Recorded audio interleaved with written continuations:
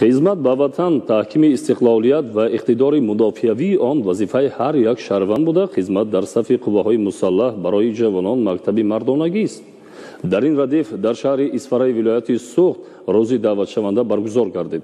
جوانان وطن دوستی شهر اسفره در روز نخستین دعوت بهاری آمادگی خود را برای خدمت حربی بیان داشتند. نتیجه همین بود که نقشه دعوت بهاری جوانان به صف قوه‌های مسلح در روز اول به پررگی اجرا کرده شد. گزارش خبرنگاران ما. با آغاز گردیدن معرکه دعوت بهاری به صف ارتش ملی، جوانان دلاور دهات وارخ و چارکوه شهر اسفره اولین شده در جمهوری تاجیکستان از اجرای نقشه درک دادند. این بار اول نیست که جوانان وطندوست دهات وارخ و چارکوه در نخستین روز دعوت نقشه را برزیاد تامین می نمایند. آنها خوب درک نمودند که وارخ و چارکوه در خط مرز قرار دارند و حمایه مرز و بم از جوانان شجاع حس بلند مسئولیت شناسی را طلب می کند. چاره‌بینی های تنتنوی گسیل نوسکران نخست در دهات وارخ و چارکوه برگزار گردیده، همایش تنتنوی اساسی در مرکز شهر اسفره با شکوه خاصه دایر شد. من یکی از جوانمرد وارخ امروز با خواهش خودم به صف قوای مسلح جمهوری تاجیکستان داخل شده. میخواهم با سری بلند خدمت پدر مادر را و خدمت وطن را اجرا نمایم. ما جوانان کوشش میکنیم تا آخرین نفس همان تاجیکستان عزیز خود را حمایت کنیم. امروز از خرد تا بزرگ آماده هستند که این مرز و بوم را بر عوض جان خود حمایت نمایند. من امروز خوشحال هستم که در جماعت دهاتی وارخ کارهای آبادانی، مکتب‌های نو، قصر فرهنگ بنیاد یافته است. این خرسندی هر یک وارخ و وارخی است. دوام چند سال آخر جوانان وارخی از اولین ها شده در روز نخستین این معرکه مهم سیاسی آمادگی خویش را برای حمایت وطن اثبات می‌کنند. این نوبت نیز بهادران دهات وارخ با امر دل و وجدان برای ادای قرض شهروندی خود کمر بستند. روند کارهای آبادانی و سازندگی و روحیه بلند وطن پروری باعث آن گردید که صف اختیاریان برای ادای قرض شهروندی در دهات وارخ باز هم بیشتر گردد و در دل نورسان احساس وطنداری را دوچند سازد. فرزند من در دوره مکتب خانیش سعادت هایی که با صف ارتش ملی رفته می آمدند با زبان خودش می گفت که البته من با خدمت حربی می روم و امروز من شاید از آن هستم که فرزند من با نیت خودش رسید. جوانان وطن دوست خیلی زیاد هستند، از آن جمله یکی از فرزند خودم سنگین و شیروا می باشد. می خواهد که برای خدمت وطن رفته تاجیکستان را محافظت نماید. من البته 5 نفر فرزند دارم، شکر میکنم که 5 نفر فرزند دارم. من از آن خرسند هستم که فرزند من امروز با سوی خدمت حربی میروند. در چاره‌بینی تنتنوی که به افتخار گسیل نوسکران در دهات وارخ شهر اسفره برگزار گردید، همه با افتخار از اقدام جوانمردان وارخ ستایش کرده آنها را نمونه عالی وطنداری و وطندوستی عنوان نمودند. زیرا این بهادران وطن امروز اختیاراً به صف قوه‌های مسلح کشور برای حمایت مرز و بوم رهسپار می شوند. والدان نوسکران و پیران روزگار به این جوانان سعادتمند دعای خیر دادند. جوانان باشند با افتخار اظهار داشتند که خدمت وطن مادر را سربلندانه انجام داده به زادگاهشان برمیگردند. وارخ سرزمین باستانی تاجیکان است که تاریخ کهن دارد. این مکان اجدادی را در طول تاریخ چند هزار ساله فرزندان برومند و دلاورش تا امروز محافظت نموده چون گوهره که چشم حفظ میکنند. در دوام 2-3 سال آخر جوانان با حس یک بلند وطن دوستی به صف ارتش ملی با اختیار خود که رفته ایستاده اند، این بسیار باعث سرفرازی ما می باشد. وقتی که جوانان به صف ارتش ملی سفربر می شوند، در آنجا هر یک جوان مرد باز آب و تاب می یابد. البته ناگفته نماند که دوام چند سال آخر در دهه وارخ جوانان در روز یکم دعوت نقشه دعوت را اجرا می نمایند و به صف قواهای مسلح با سرفرازی روانه می گردند. در دهات چارکوه نیز به مناسبت گسیل نوسکران در دعوت بهاری جوانان چاره‌بینی تنتنوی برگزار گردید. قابل قید است که در این جماعت نیز در روز نخستین نقشه دعوت جوانان به صف ارتش ملی 100% تامین گردیده باعث افتخار و سربلندی خرد و بزرگ این دیار گردیده است. من دعوت شونده قربانوف مفتاحدین استقامت کننده محلی سامانیان جماعت دهاتی چارکو می باشم و امروز با خواهش خودم و خدمت مادر وطن راسپور شده استادم، زیرا که هر ادای خدمت قرض هر یک جوانمرد می باشد. من در قطار 31 نفر جوانمردان چارکو راسپور شده استادم و من وعده می دهم که مرز و بومم را چون گوهری که چشم حمایه میکنم.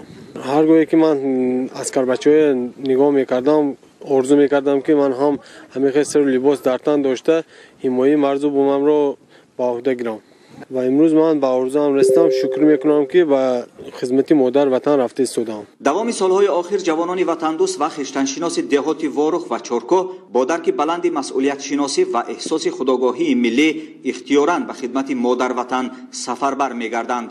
آنها خوب درک نمودند که خدمت در صف قوه‌های مسلح مملکت قرض جوانمردی و ناموس وطنداری است.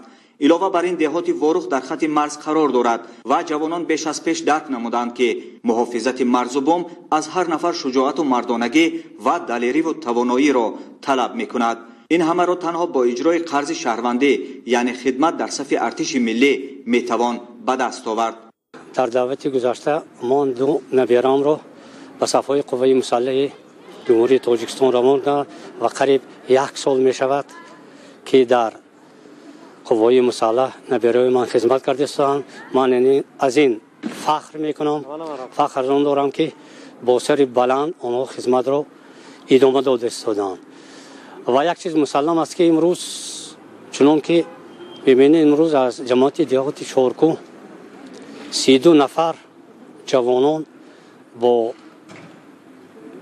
امر وجدان با امر دل به سعی قوه های مسلح جمهوری خود سفربر کرده شدند و امروز من با سر بلند در کوچه های دیه قدم میزنم. نخستین روز اولی دعوت پر شدن نقشه جماعت چارکو این فخر و افتخار مردم 42,000 نفری چارکو می باشد. در دهات چارکو نواسکران را در روحیه بلند ایدانه و با سرور و شادمانی گسیل نمودند. پیران روزگار و پدران و مادران با افتخار زیاد از این اقدام جوانمردان چارکویی پشتیبانی نموده تشبث آنها را با سرفرازی استقبال کردند. در دهات چارکو امروزها اختیاراً سفربر شدن جوانان به خدمت حربی به حکم عنعنه درآمده است. خوشبختانه دوام سالهای 4-5 سال این جانب نقشه دعوت جوان پسرها در جماعت چارکو در روز اول اجرا شده استاده است. مردم امروز با یک درک مسئولیتی بلند وطن دوستی احساس کرده استادند که خدمت مادر وطن همچون یک قرض شهروندی، قرض فرزندی در مد نظر گرفته شده است. این همه پدر، مادران، والدین، خود دعوت شونده ها با یک روحی بلند آمده امروز آماده هستند که به صف قوه مسلح جمهوری تاجیکستان داخل شده به خدمت مادر وطن را انجام دهند. ما افتخار میکنم که امروز جوان پسران ما روز از روز صفشان مستقلانه به وطن خدمت کرده ایستادند زیاد گردیده ایستاده است. امروز جوانان درک کرده ایستادند که غیر از آنها دیگر هیچ کس وطن خود را حفظ حمایت کردن نمیتوانند.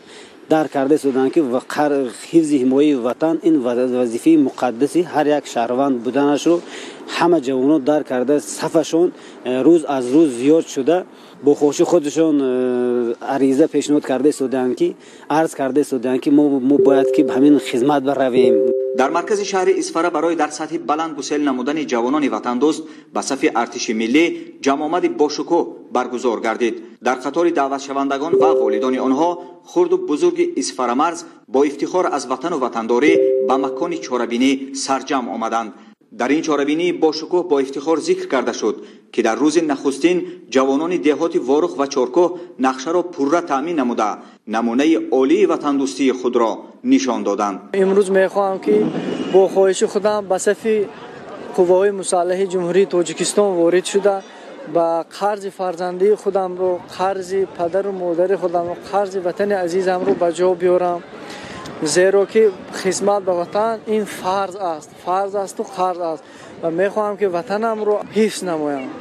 ببینید که امروز چارکو، اسفره، چارکو، وارخ چقدر آباد شده ایستادن، گل گلزار شده ایستادن.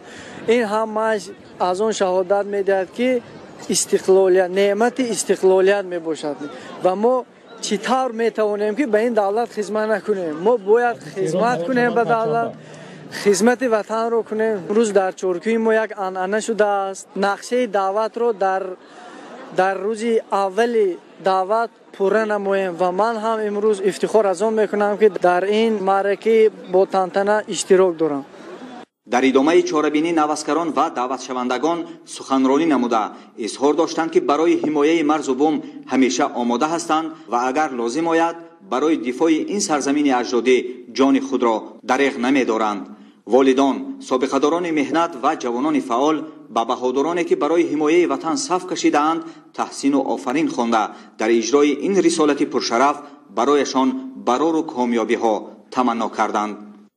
بعد قدرشناسی والدان و پیشصفان معرکه دعوت بهاری برنامه رنگین فرهنگی پیشنهاد اهل همایش گردانیده شد که به جمع آمد شکوه خاص ضم نمود.